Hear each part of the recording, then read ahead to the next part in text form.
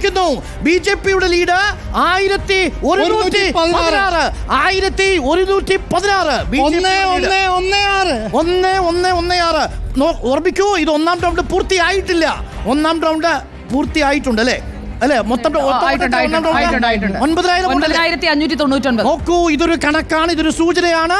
ഒന്നാമത്തെ റൗണ്ടിൽ 1100 ആയിരുന്നു ശ്രീധരൻ.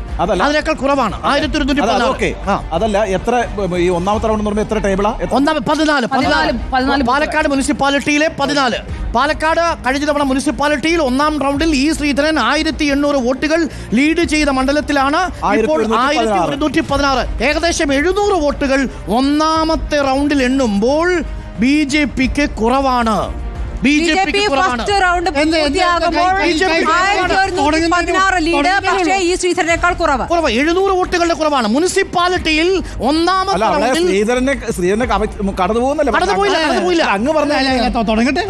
റൗണ്ടിൽ ഒന്നാം റൗണ്ടിൽ ഈ ശ്രീധരനെ അപേക്ഷിച്ച് 1116 വോട്ടുകൾ. അതിൽ കഴിഞ്ഞ പ്രാവശ്യം 1804 BJP-യുടെ.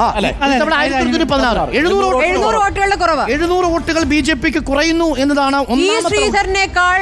മുന്നിലെത്തുമോ ശ്രീകൃഷ്ണകുമാർ എന്നുള്ളതാണ് പ്രധാനപ്പെട്ട ചോദ്യം. അതെത്തില്ല. BJP തന്നെ സമ്മതിച്ചിട്ടുണ്ട്. പക്ഷെ അറിയേണ്ടത് ഈ ട്രെൻഡ് നിലനിർത്തുമോ? 1800 മറികടന്നിട്ടില്ല ഒന്നാം റൗണ്ടിൽ. കോൺഗ്രസിന് ആശ്വസിക്കാം, രാഹുലിന് ആശ്വസിക്കാം. രാഹുൽ മാങ്കൂട്ടത്തിലും കോൺഗ്രസ് ക്യാമ്പിനും ആത്മവിശ്വാസം പകരുന്ന ഒരു കണക്കാണ്.